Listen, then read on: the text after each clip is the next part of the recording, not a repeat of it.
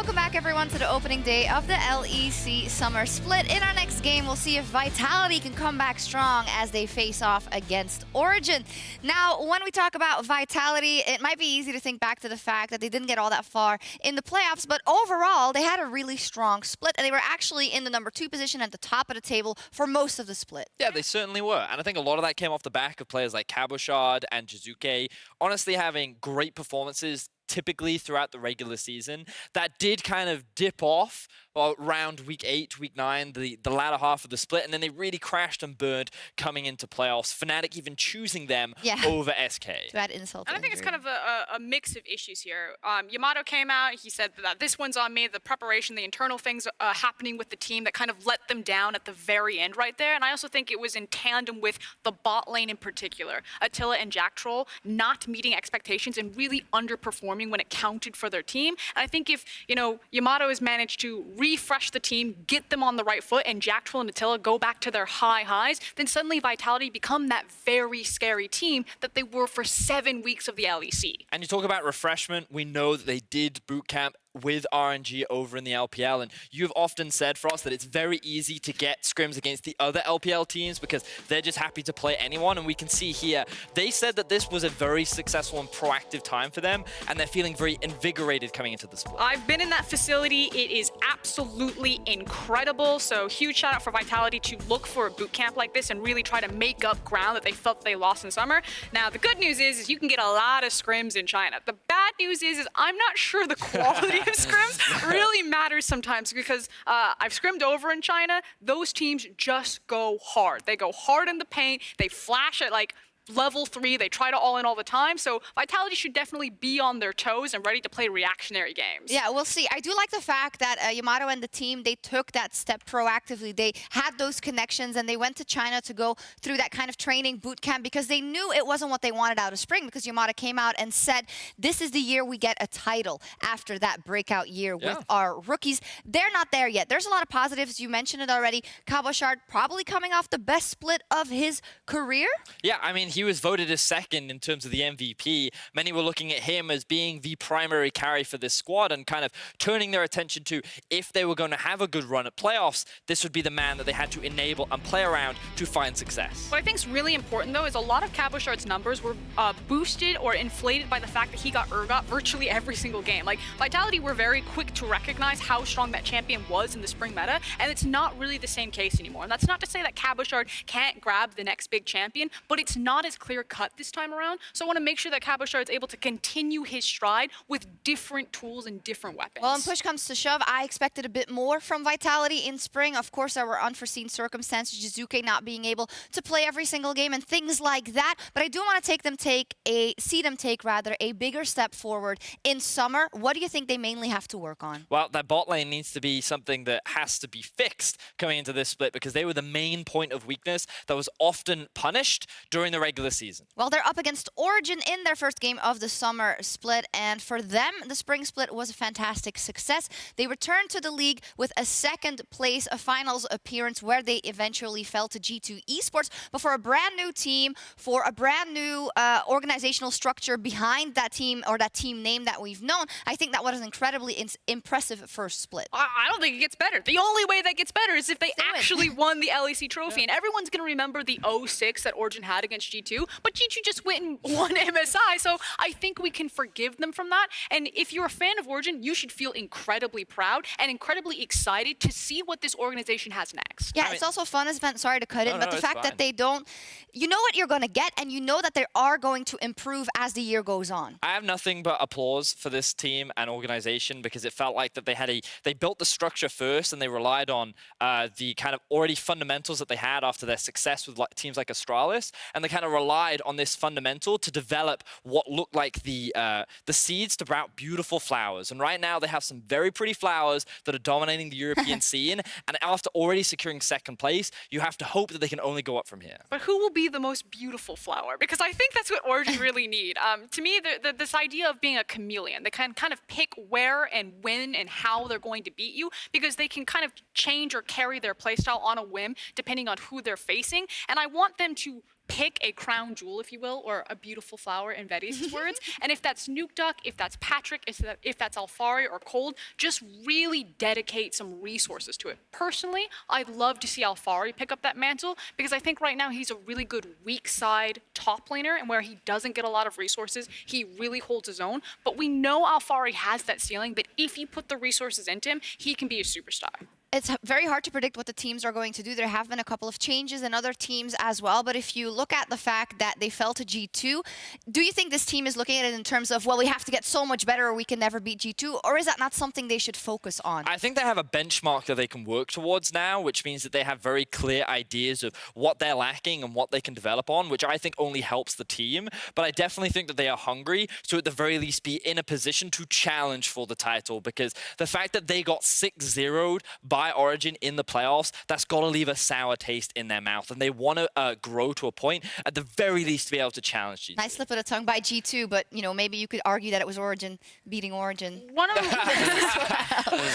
my concerns for Origen is that it feels like you have such strong minds in this team and strong voices. You know, we've spoken a lot to Mithy. I think everyone really respects and reveres his intelligence on the scene, but with so many kind of subtle changes to the meta or different champions, it feels like sometimes it takes Origen a while to really find their pocket and how they want to play the game and where they're prioritizing. So I think they are a team, at least in spring, that showed that they were a bit slow to adapt to certain situations or adapt to certain patches. So between kind of the meta that's been established at MSI to these 3 patches to now starting, I don't know if Origen are going to hit the ground running or if it is going to take another warm-up period for them to really find their groove and agree, okay, this is what's strong right now. Yeah, we are still waiting for a minute to get on stage. There was a little issue, but with that, then let's preview the match at hand and the teams versus each other. Origen versus Vitality. Let's start with stylistically in the meta. How will these match up in these fast-paced games? Well, I'm hoping that Vitality do hit the ground running. I think that why they found so much success last split was because of their solo laners in Cabo and Jiizuké, and I think that if they focus around them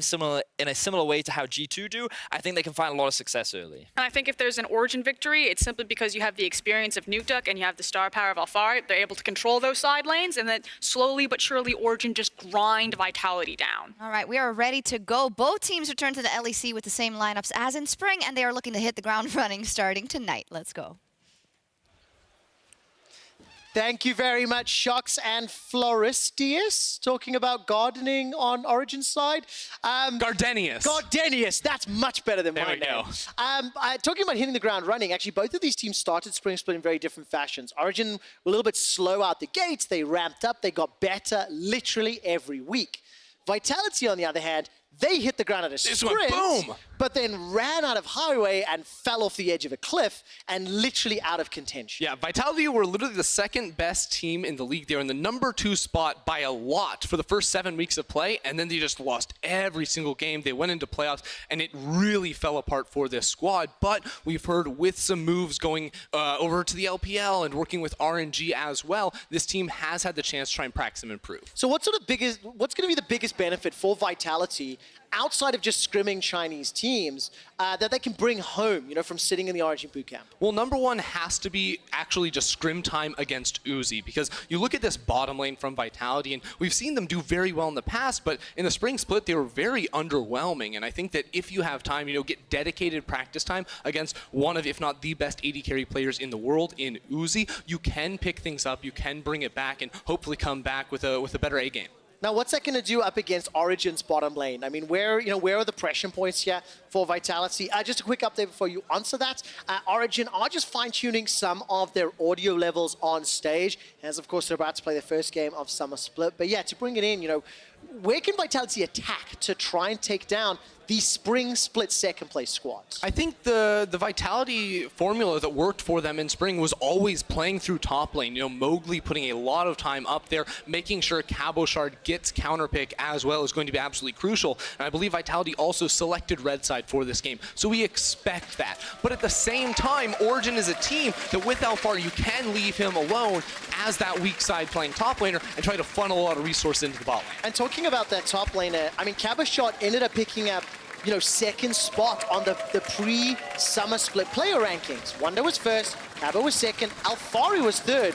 but they do very different things, don't they? Their style of playing and the way that their team plays around them is drastically different. So I want to see if the draft reflects that as well. Yeah, I mean, when you look at someone like Cabochard, you think very similar to Wunder, where he's playing lane-dominant champions. In a lot of ways, he actually performed as well or even better in some laning statistics up against Wunder, you know, who went on to perform so well at MSI, whereas Alphari has always been the player, even when he was with Misfits, now with Origen as well. These teams have more of a focus on the other areas of the map, and he's comfortable taking a low-resource type top laner and just not giving up kills and trying to hold his own while not giving up much of an advantage. And of course, I mean, Origen as a team, they're sort of the jack of all trades type of squad. They have demonstrated they can play a variety of styles. They've demonstrated that they can, you know, play different types of compositions as well.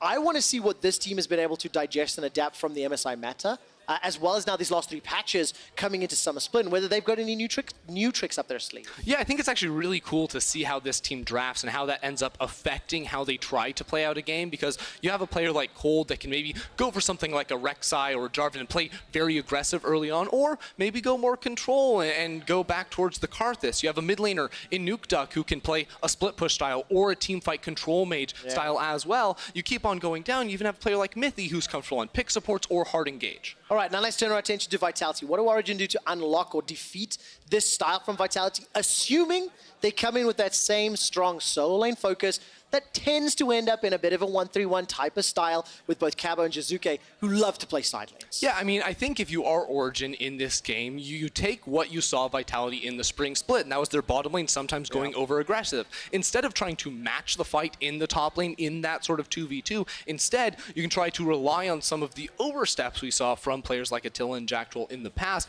and try to get, you know, one of your up-and-comers, Patrik, really to snowball him ahead. All right, give me some champion picks now. Players are just about ready for draft. Second game of Summer Split here in the LEC. What are the priority bans? We saw some unique targeted ones. Is Yuumi blue side banned the entire time, by the way? I don't think so. I think so. One of the things about Yuumi is that she doesn't have a ton of terrible matchups, I don't think. You can pick hard engage against her and she will struggle, but we've seen in other regions around the world, you can definitely first pick this champion. And as long as you give jungle resources towards that bottom lane, you can try to avoid the hard engage bad matchups. And of course, we saw the Yuumi banned blue side first banned by G2, we can assume, because they've had less time to play with her or practice or get hands around it, potentially. Now let's see what happens in this game. Ryze, Draven, Aatrox taken off the table. No Yuumi as of yet, but Draven 2 for 2.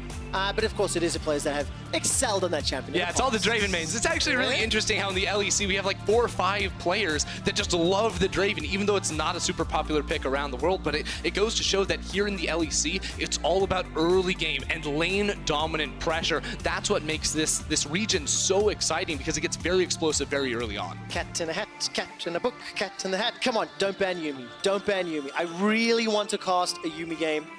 Vitality have 1 ban remaining. Silas was the final ban from Origen. Vitality in the last few seconds. I mean, maybe they're discussing it as well. Maybe we'll find out on mic check. Come on! I really want to see Yuumi here in Europe. She is banned away. And that means now first pick to Origen. Yeah, and ooh, instantly going for the Sejuani. All right, this is a more, you know, control style jungler here for Kold that he's going to be picking up. And what I've seen when Sejuani's been locked in other regions, the likes of Camille mid lane is I knew you were gonna go there. In priority, because we discussed it. What would need to happen to lock Camille in if that happens? Well, it's an interesting one, because the Camille is all about controlling the river when you pair it up alongside a Sejuani. So I'm not sure. It really just depends if it's something that Origen have practiced and if it is something that they want to do. But I like this even more. At the end of the spring split, we saw Sona Taric in Rotterdam come into play. We never saw it split up, I don't think, and Origen are going to be the first team to do so as they lock it in alongside Tahm Kench. I have seen a Sona Tahm Kench played over in the LCK just a couple days ago. It's going to be Sivir paired with Taric, and neither of the solo laners are locked in here yet. I actually think that Sona Taric, Sona TK game also had a Camille mid, if I recall correctly, but I would need to double check that. let's take a look at the bans and talk about those solo lanes because they both need to be locked in for both sides. Yeah, I think what Vitality need to be aiming for here is a very flexible option with their 4th pick right now, because if you do that on red side, you can, in theory, get 2 counter picks. You have the option once you see what Origen want to bring to the table to match up against that, and they're going to try and take away some of the very lane oppressive options at the moment, both sides actually, with the Nico as well as their Nectin being moved away. While we've got some time, tell me what Sona Tahm Kench is going to do different to Sona Taric, because I think we know Sona Taric, but this is different. Yeah, it is.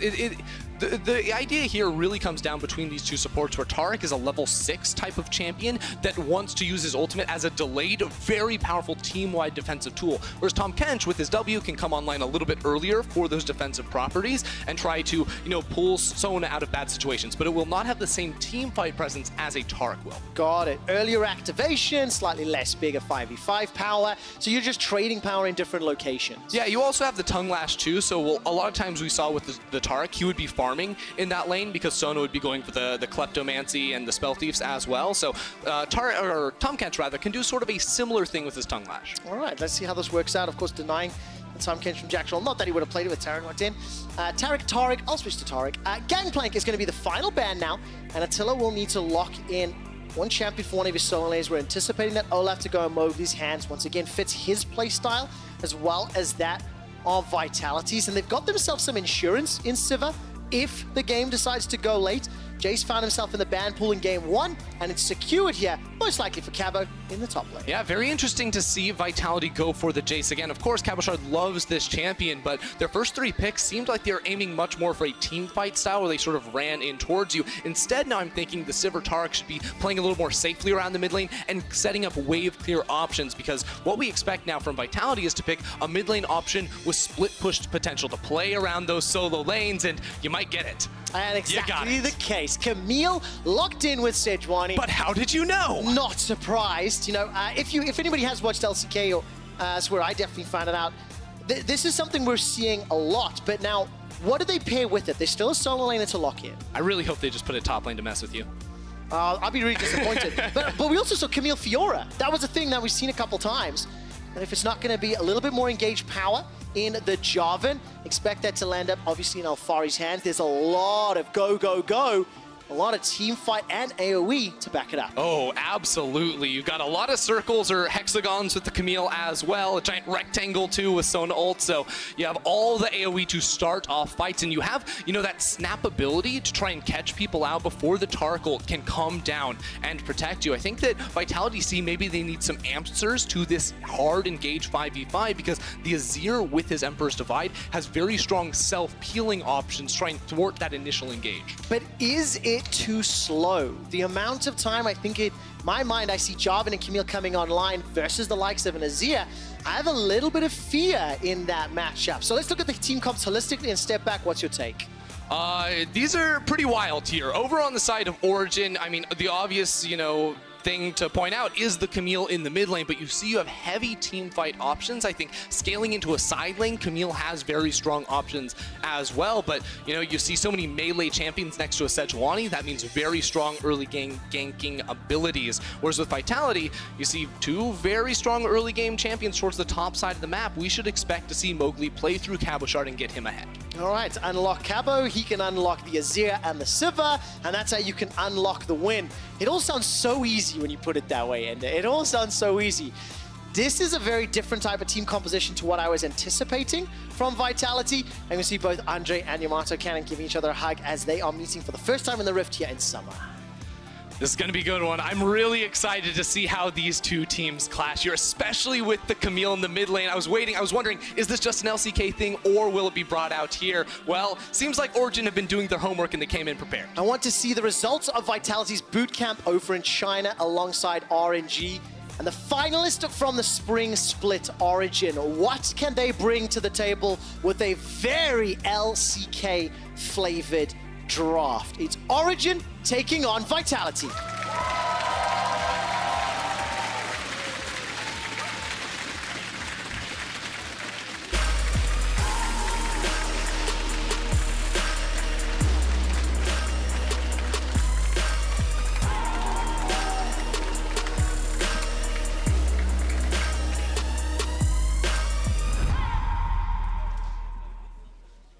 Thank you, Berlin, Germany. Every time we go into game, you guys give me a lot of volume and love, and it is very appreciated.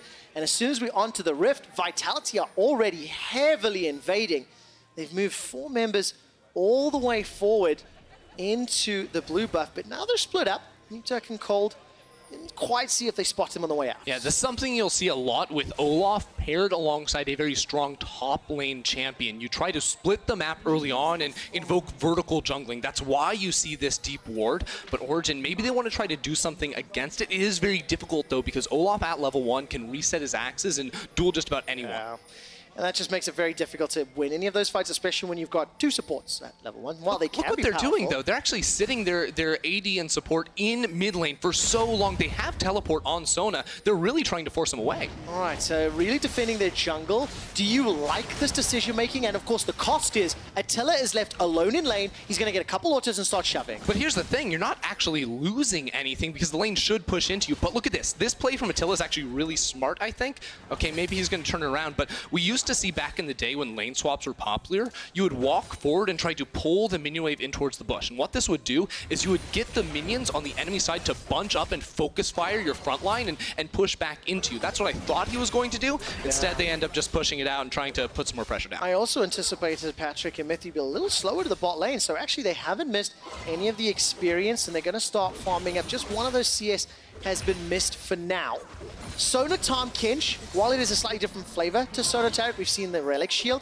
We anticipate Mithy to start picking up some of those CS using the charge as early as possible, but what's the tempo of this duo and when we expect them to start turning around the aggression? Look, it's going to be very slow for a long time, but not with Mowgli. He saw Kold pathing down towards the bottom side. I want to get our eyes back on him because he's forcing Kold away from the red buff. Both junglers do have smite, and both bot lanes are coming, but look, Jactroll and Attila have hit level 2. Mithy and Patrik have not done that. No, definitely not. So that small advantage in pushing the wave maybe does give them that temporary advantage. By the way, Kold's pretty low. He's going to get the smite onto the Krug. So now Mowgli's coming in. Undertow's available. Big exchange at the moment, fighting inside the Krug camp. Patrick's coming back. Mowgli, what is this decision? He's going to flash over the wall.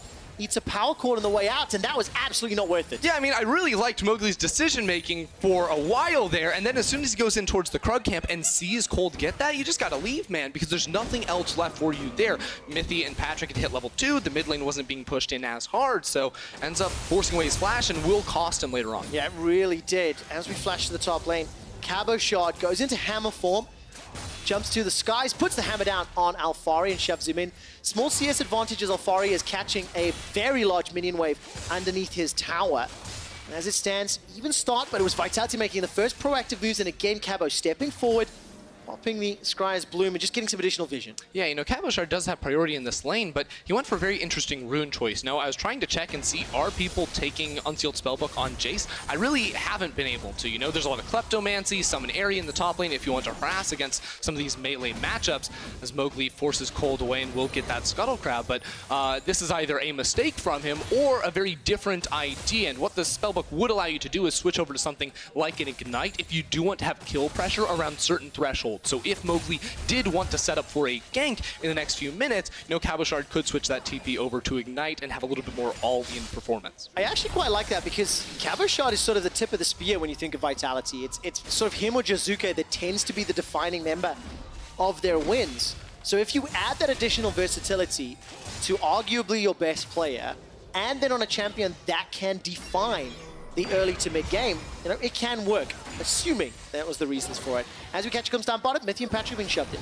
Yeah, they are, and this is what you expect in the matchup with Sivir just pushing in and Patrik just trying to pick up as much Kleptomancy procs as he possibly can. Now, I do think it's worth bringing up the mid lane matchup because we talked a little bit in Champ Select about this Camille in the mid lane, but not actually in this game. And what you'll see a lot from Camille is pre-first base, you get pushed in, especially by any sort of ranged champion like this Azir. That would happen. As soon as that first base comes in, especially once you get the Tiamat, you can all of a sudden start pushing in this mid lane. And why Camille has such a high impact in games as a mid laner is because her early game scrapping and skirmishing is very powerful. It means you have a very high ability to find these 2v2s and control the river and try to fight for crabs. Oh, Mowgli's got no flash, remember. He's going to get jumped on. He's going to get caught.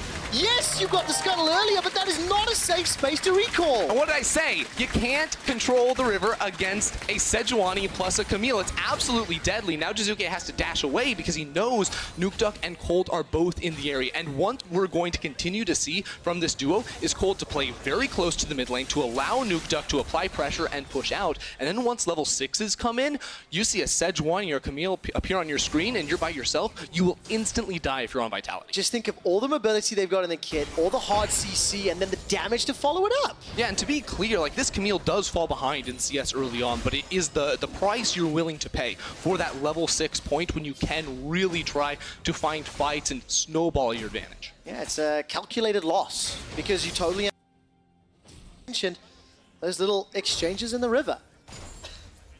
So Jiizuké now will have Mowgli pop up behind him. And he has built up a 17 CS lead. Nukeduck could be able to farm himself under the tower now. But Origen, as it stands, they were gifted that kill. They were gifted the flash from Mowgli earlier. And despite Mowgli power farming, I have to question the decision making.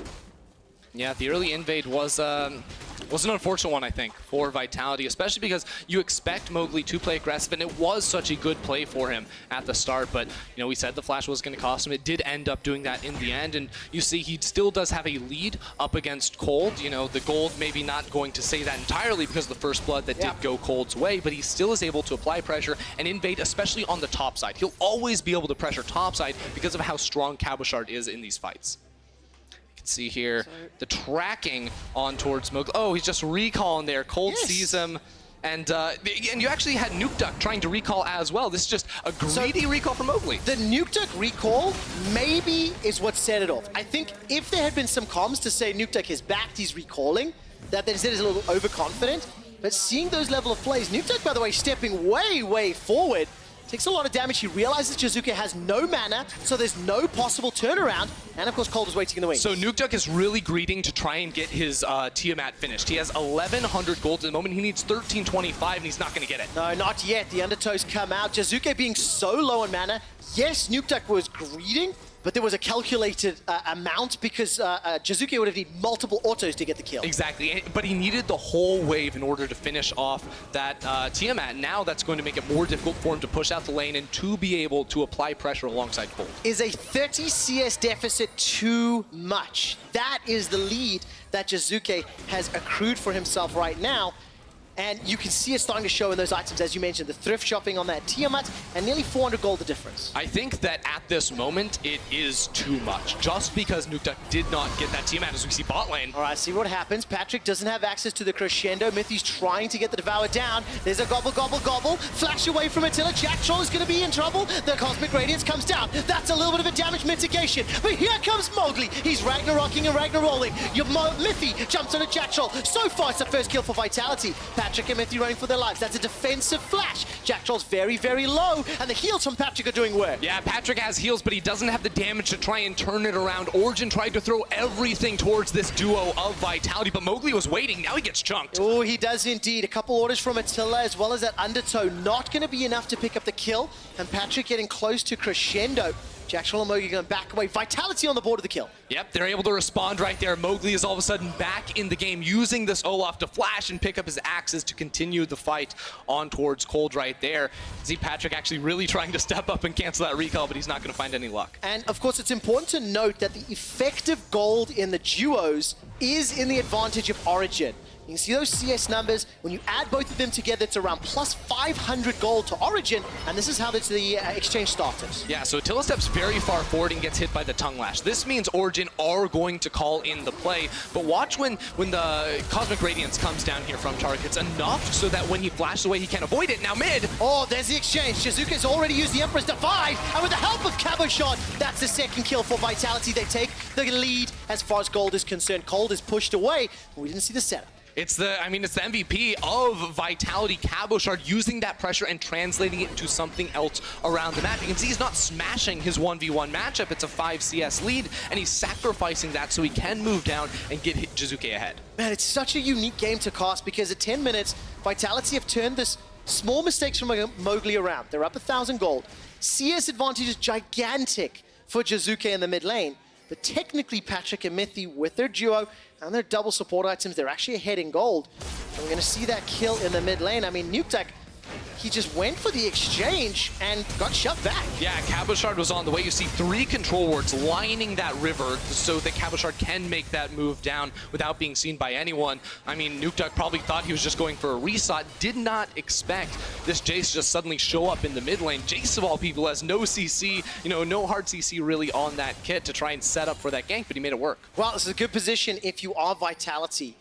Getting your sort of late game carry of Azir into a very comfortable position, despite the fact that Attila and Jactroll did, struggle a little bit as far as the early stages. They're falling behind in gold, as I mentioned. 97 CS, starting to work towards those first items. Attila's going to be very confident and comfortable moving into the team fight phase, which is where Vitality can be a terrifying beast if any of those skirmishes and fights break out. Yeah, it's really interesting because when we talk team fights, usually with Sona Taric in the game, they're on the same team, and you always give it to the Sona Taric because they can't die. Sona has all the time in the world to give off heals, but I don't think the same is true when you're paired with a Tahm Kench necessarily. You don't have that extra duration of the Cosmic Radiance to fight. Now Mowgli wants in. He does indeed get so much damage onto Alphari. 2-level difference, but just wrecking him with those reckless swings. Yeah, and the best part is he's up there while Cabochard is under tower going for the recall. So you can see Vitality very aggressive as individual players. Oh man, Cosmic Radiance used here defensively. Patrik and Mithy once again chasing all the way forward. There is some support from Nukeduck coming down, and Jactroll is flashless, and he will get taken out. The kill, is it going to get saved? No, donated to Patrik. Very easy 2v2. And all the training against Uzi does not seem to have helped just yet. Yeah, that's the unfortunate thing here for Vitality. It is, again, their bottom lane that plagues them in that 2v2. After getting put ahead from a counter gank by Mowgli, they just go down and die, not having the flashes, not being able to survive. Fortunately for them, Vitality do always play towards topside, so Mowgli is able to respond with a Herald. It's going to be so interesting to see how the mid game plays out. If this Sona Tahm Kench advantage will be enough to mitigate the Jayce Azir advantage that's been set up. So what actually happens here? Oh, it's just a crescendo, stopping the stun from landing by Jactroll, and even though he does get down the Cosmic Radiance, he's still CC'd, he's still eaten, so he's not able to actually escape during the duration of that ult. Man, it's insane. Just the more time that passes, the more scary this duo becomes. While that's going on, there was a battle for the Scuttle Crab. In the Smite fight, it was Kold that ended up winning. Jiizuké ends up using those Conquering Sands to slide away to safety. And Vitality, despite a minor gold lead, it's a shifting of power, as we've said so many times already. Top half for Vitality so far, bottom half for OG, but the one concern I did have, before the 2v2 happened, Alphari got wrecked. Look at this play bot lane. Mithy goes in with Patrik. Oh man, here comes Nukeduck. He's got the Hextech ultimatum. That will dodge the stun, but at what cost? Manages to get the shield up for now. There's the kill onto Attila. Just a matter of time as now Jactroll is running for his life. Alphari completed the teleport. Will get himself a couple autos. There's a Mountain Drake available. While that is being focused, Cabochard takes the first tower. So they're trading kills for map objectives. Patrik and Mithy will defend mid. Yeah, this is what we expected from these two teams. Vitality putting all their resources in towards Cabochard in the top lane, while OG go mid. Wow, there's Jiizuké running a little bit low on mana. He's got himself a few Sand Soldiers to work with. Can he send them forward? Defensive flash from Patrik, and Cabochard can't really find the shots to make it work. Cabo's teleports on TP as well. I didn't see if he TP'd him behind the tower, but it's starting to get very scrappy and fights multiple sides of the map, multiple objectives. Yeah, Kold gonna go ahead and pick up the Mountain Drake, and while that engagement was going down in towards the mid lane, I think all in all it was very good set play there from Origen to use that Abyssal Voyage to come in from behind here, and you can see it wasn't actually Mithy and Patrik, it was Mithy plus Kold, so it's the hard CC of the Sejuani. Jactroll and Attila run face first in towards the Camille, who uses her ultimatum to dodge the CC from the Taric. That means once that goes down, there's nothing they can do to try and battle back against 5 members of OG jumping on 2. Yeah, definitely not going to work out in their favor, and that means OG, they're 4 kills up. They've got a Mountain Drake under their name right now and continuing to push. I mean, this Camille, now you're starting to see the strengths. Fallen behind, I was starting to get nervous. 40 CS deficit, which is still just about on the cards, is still a scary, sight. but the impact in those smaller skirmishes when backed up by Sona and Tahm Kench is really, really powerful. Yeah, the thing I am a little concerned about for Origen is that they don't have much range when it comes to their team fight damage later on. They have a Sona, and that's just about it. So I think mid-game fights are where they really want to try and play explosively and use this hard engage to find, split fights and maybe single out some individual members. But the later we go into this game, the more worried I think for them. All right, let's see if it's going to be more worrying for Origen or not. Mowgli's going to get caught by the tongue lash, uses the ultimate to try to escape. Teleport starting to be channeled. Jiizuké should be arriving shortly. Emperor's Divide is just about available. Gets caught by the Anything can happen. Patrik pulls the trigger, gets himself an easy kill. And OG go 5 kills up. Jiizuké was trying to go in there for the hero play for the highlight reel, and OG just slapped him 3 times in the face and knocked him down. The question is, how do OG win this game as they push forward? More kills. Another poor place on the recall, and I don't know if I should be hypercritical or just sad as Mowgli's the victim again. At that point, he's behind his tower, he's in his jungle. Now Vitality trying to find something, but it's 3v4. Yeah, it is 3v4. Cosmic Radiance will buy some time, but I'm not sure if it's going to be enough. Jactroll goes golden for now. Cabochard pushes all the way forward in the hammer form. The Devour is so well timed from Mithy. That keeps Patrik alive. Cabo goes golden for a second, but it counts to golden. All of the stopwatches are being used, and when time will stop, it will be Origen that win the fight. Vitality just cannot kill Patrik. This man is immortal. Look at him, he's got his stopwatch, he got a Tahm Kench, you can't stop him. Patrik and Mithy are playing this duo fantastically. 3-0-3 on the Sona, and they are doing everything right. Oh, they absolutely are, and they just need to keep pushing the pedal to the metal here. Usually you think of Origen as the more calm, calculated team. They set up for maybe a little bit later in the game. No. They decided they're going to go hard and heavy. They go for the Camille in the mid lane. Patrik now on the Sona is 3-0-3. They have all the CC. Just throw it at Vitality and try to knock them out early. And I'm going to go back to the question. How do Origen win this game? You don't have a traditional tower pusher. Obviously, you've got the split pusher in Camille. That's one option. But it's definitely a non-standard type of comp when it comes to getting past inhibitors and then the Nexus. Yeah, it's a combination of now, once we're approaching the 20-minute mark, using Camille more in a side lane with their teleport, and just grouping up death balling and finding fights. You have so many key ultimates, they're going to go for another. Well, there's your death ball example. It's going to be enough to push Jiizuké away. Abyssal Voyage used. It's not the hugest of cooldowns, but it is technically a failed engage. It's going to be just under 2 minutes before Mithy can use that one again. And I'm looking at flashes other than Mithy. There's a lot of flashless targets that are available to pick actually on both sides of the rift because of the constant skirmishing. And it's way more worrisome for Vitality not to have summoners than it is for Origen to be missing them, because they have a lot of defensive tools. They're the ones that are also going to be wanting to play on the aggressive. They're the ones that will, trap you inside a Cataclysm. That will catch you out with their Crescendo, and you won't be able to react to anything if you don't have that flash. So Vitality have to be very cautious, and I think have to put very forward vision as well to spot out the engages from Origen before it's too late. Yeah, and I mean, if you're Jiizuké, you absolutely want that to happen, right? There was an example of him teleporting down a few moments ago, getting caught by the Crescendo, and just getting done. So we're getting to 20 minutes. It is still an incredibly close game. 1,000 gold separates these teams. Cabochard on this Jayce. He's got the Black Cleaver, Ghostblade completed. He's up 30 CS. Maybe he can be the pressure tool that Vitality can leverage while the recalls are completing here on the side of Origen. Nukeduck again playing very far forward. He's clawed his way back into the game. And once this game wraps up, we'll see Rogue versus Misfits.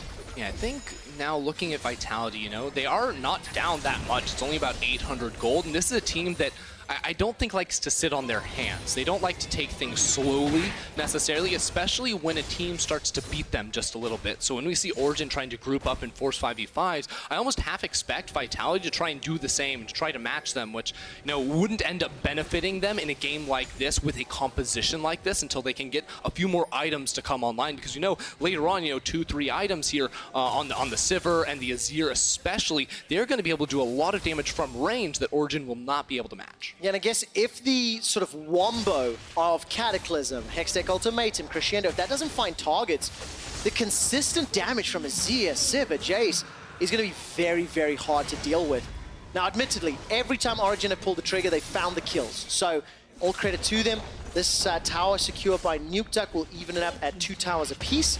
While that was happening, Vitality secured themselves that Cloud Drake.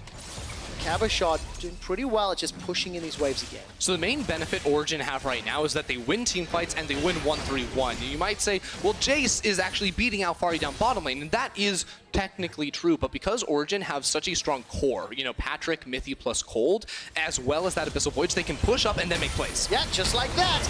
Initial Fissure comes out, a lot of damage, but Cosmic Radiance, once again, Jactroll's been very good with those Cosmic Radiances every single time, securing the important members, timing it correctly, not waiting to pull the trigger, but it's used defensively and running away. Yeah, they do get Jiizuké's flash right there, and this is a very smart play from Origen, because the next thing they need to tick on the box to winning the game is knocking down this mid lane outer turret. This gives so much safety and control over Vitality's own jungle that if they can keep it up, they can really stop OG from trying to find these aggressive plays inside their half of the map. And we have to keep an eye on the teleports, because not only do you mention unlocking the map, but there's 3 teleports currently on the side of Origen. Spellbook for Mithy, so he can pick one up if necessary.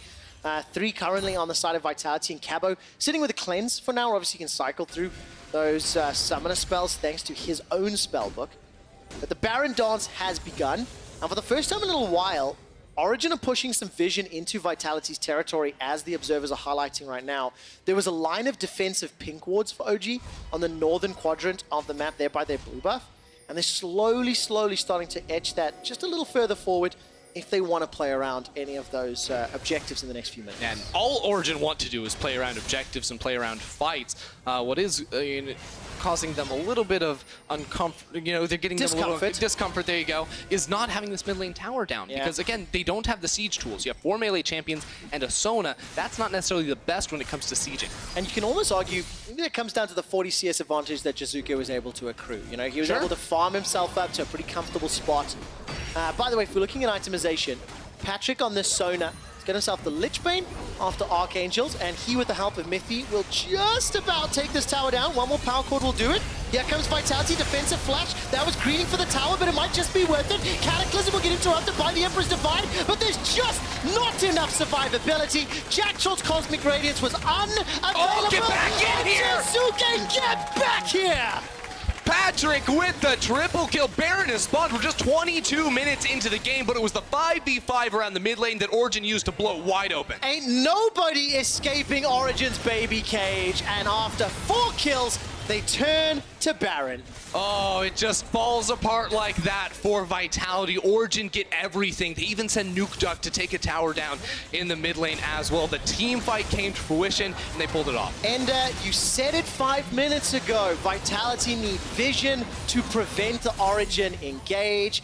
And unfortunately, even if they had that vision, it didn't matter. I can't wait to see the replay. I want to look at where the wards are, because OG just found their opening. They got the tower, the Baron, and a huge advantage. Yeah, now sitting at a 6,000 gold lead as well, with a Mountain Drake too to help out with the sieges. You know, this is when they really want to split up the map, because again, with 5 people, you could look for a dive. I think that might be getting a little bit ahead of themselves, but if you can send Nukeduck and Alphari to side lanes with that Baron buff, the siege should not actually be that difficult. No, absolutely not. And I mean, Baron plus all the kills in the tower, the gold lead jumps to 5,000. I want to look at the minimap at this vision. Oh, once we get... Oh, we got a fun little camera angle to start off. See, it was actually Vitality that walked in first. You know, Jactroll flashed forward with the stun, but then you see, oh, that's Sivir. Attila tries to get into this cage. They use the wall very well, but unfortunately, it is not enough. Origen have enough damage, have the CC to chase them down and then pull them back over the wall. Jiizuké not going to be happy about that one. I went back to check as well. Origen's pathing through the river was in between the control ward and the deep wards,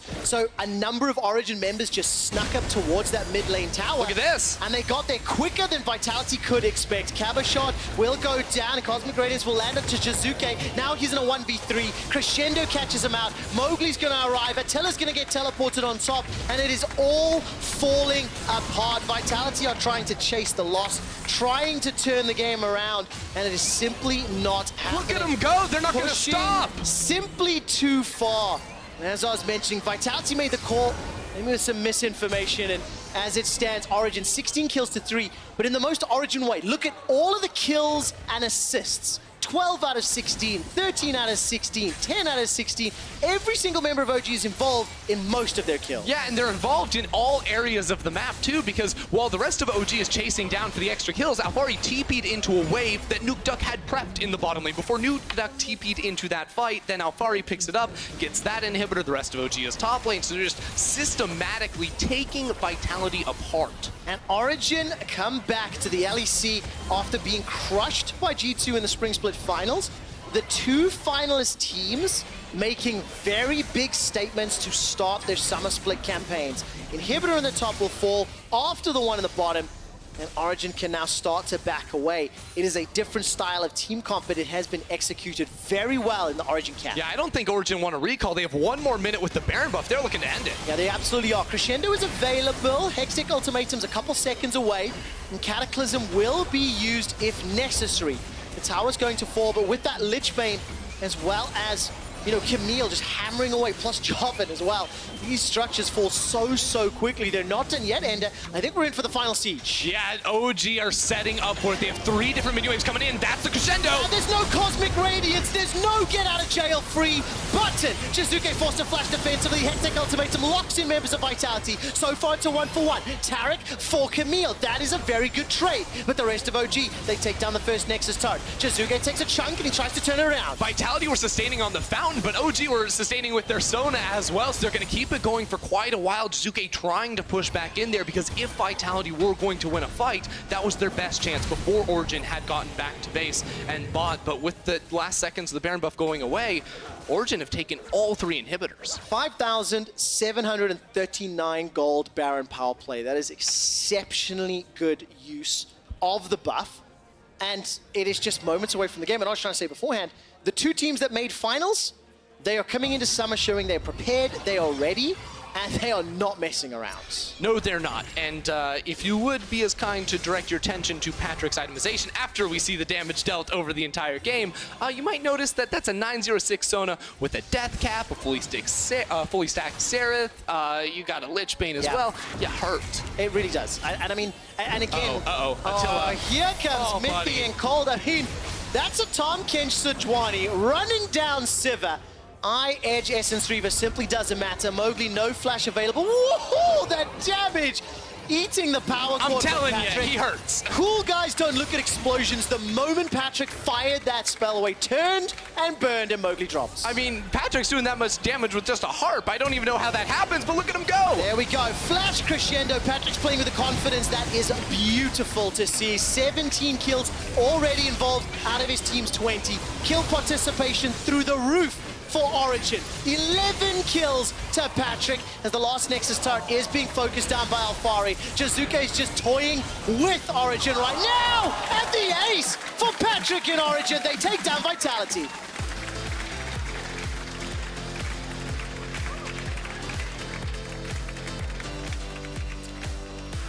Extremely impressive performance from the bot lane of OG. After hearing Mithy talking in the preseason videos about refinding his energy for the split and seeing the 2 of them play a very unique new bottom lane.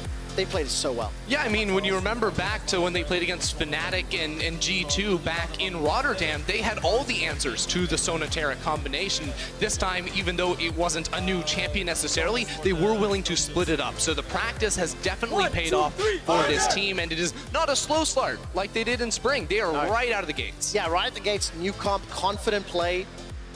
And that is, again, a strong statement. Now, let's not discount the fact that there was some questionable decisions on the side of Vitality. Mowgli, in particular in the early game. Some of the engages in the mid game trying to avoid getting, shut out. I say it's like chasing the loss. When you are losing, you want to just try to get away from it, try to push it out and force fight it and backfiring. It didn't work in that Vitality style. It's still showing through. It just didn't work today. Yeah, and I think we saw some of the same problems from Vitality from the spring split. Bottom lane, after getting that first kill handed over to them from Mowgli, they died in the 2v2 because they didn't have their flashes up and they stepped too far forward. So there are these same issues that we were hoping were going to be fixed coming to the season, and it's clear they need some more work before they can be, the second best team in the league like they were for so much of the regular season. I agree completely, and we just saw scenes on stage right there as Andre, the coach for Origen, just greeting several members of Vitality. Of course, he used to coach several members of Vitality, so having a chat and ushering them off stage. Vitality, not the statement, not the game they wanted to make. We got Jiizuké and Andre, as you mentioned. But all credit to Origen. You know, this was them, this was their game, they took control. Despite having problems in the top half of the map, it literally did not matter. Despite Camille in the mid lane falling 40 CS down, they found the skirmishes they needed. They were extremely proactive, especially with Tahm Kench. Look, what did we say? We said Alphari was a very good weak side top laner. He had a bad matchup. He didn't fall too far behind. They had a unique flair coming in with the Camille mid lane that they showed they knew how to play. Even if you fall behind in CS, you have such powerful team fight presence. And then the bottom lane, again, went as expected in favor of Origen. They came in with all those same ideas and executed. Well, you talked about the team fights. I actually want to take a look at the one that led to the Baron for Origen. And if this one starts where I'm expecting, it's just in the mid lane. And look at the vision. OG sneak their way through to catch them unawares. Yeah, Vitality think that they have the chance to force this hard engage. And I think, like, to an extent, you have some cool ideas here. Trying to use the Emperor's Divide to buy space for the extra damage you're going to be pumping out with the Sivir and an Azir. But unfortunately, there's just too many tools that Origen are throwing at them. So they can't survive. You know, even if the Cosmic Radiance comes up and they're invulnerable, there's still 3 more high-impact ults that will follow it. I absolutely love seeing Jiizuké getting bounced back because of the Hextech ultimatum, of course. He was flying over the wall and just cannot get away from it. So Origen and G2, the finalists from Spring, will be playing tomorrow in our match of the week. It'll be the final game of the day. One of them goes 2-0. One of them will pick up their first loss. Sorry, key player of the game at LEC Sports, Nukeduck, Patrik, and Mithy. And this is really tough because kill participation was so high. Like, they won as a team, even though individuals, you know, did have to make some cool plays. Yeah, you got cool champions in the mid lane. You can value that. You got tons of damage from that Sona, or you have the Mithy Tahm Kench that was flying all over the place and making some big plays. Well, let's see exactly what Mithy and his Tahm Kench has to say as he's standing by on stage with Laure. Thank you very much, guys, and congrats, Mithy, on the first game and bringing some new spicy stuff to the bot lane. We saw Sona and Tahm Kench a few days ago in the LCK, but can you talk me through this bot lane? How do you activate it, and how risky is it to play it? Honestly, I don't really know that much. It's just they had Taric, so we thought, let's just take the Sona away, and, you know, we just rolled from there. Okay, so now, can you tell me more about you? How was the break for you guys, and how strong can we expect Origen in Summer Split? Went back home, and it was actually a very nice time because like all of my friends had a break too. Usually that doesn't really happen. So yeah, it was nice hanging out, and then we got back to the preseason, and we've been hanging out a lot as a team.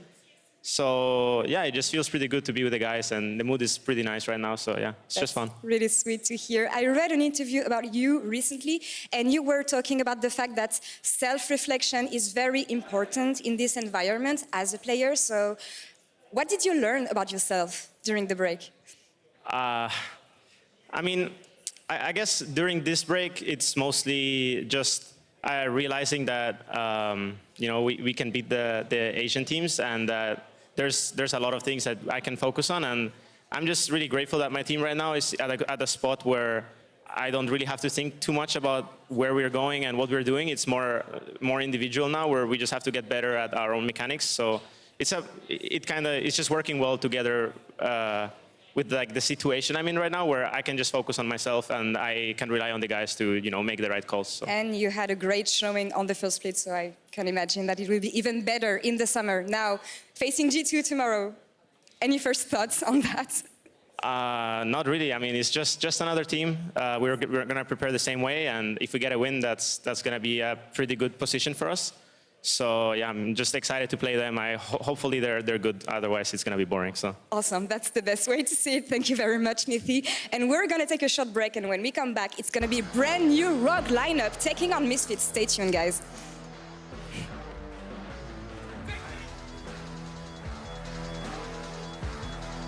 Oh, Mowgli's got no flash, remember. He's going to get jumped on. He's going to get caught.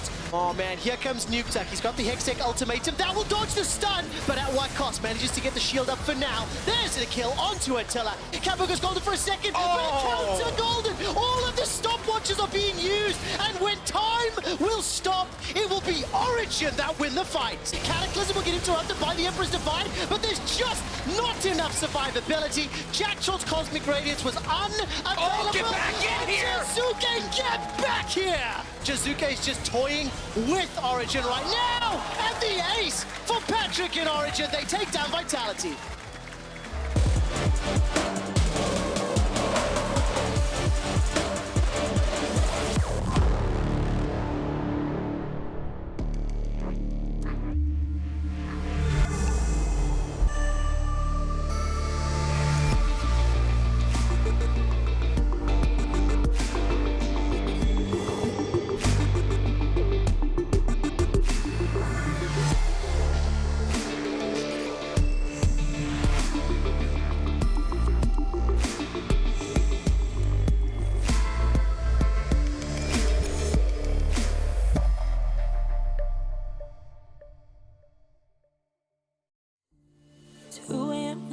Hotel. Thought a little bit of space would help us see it.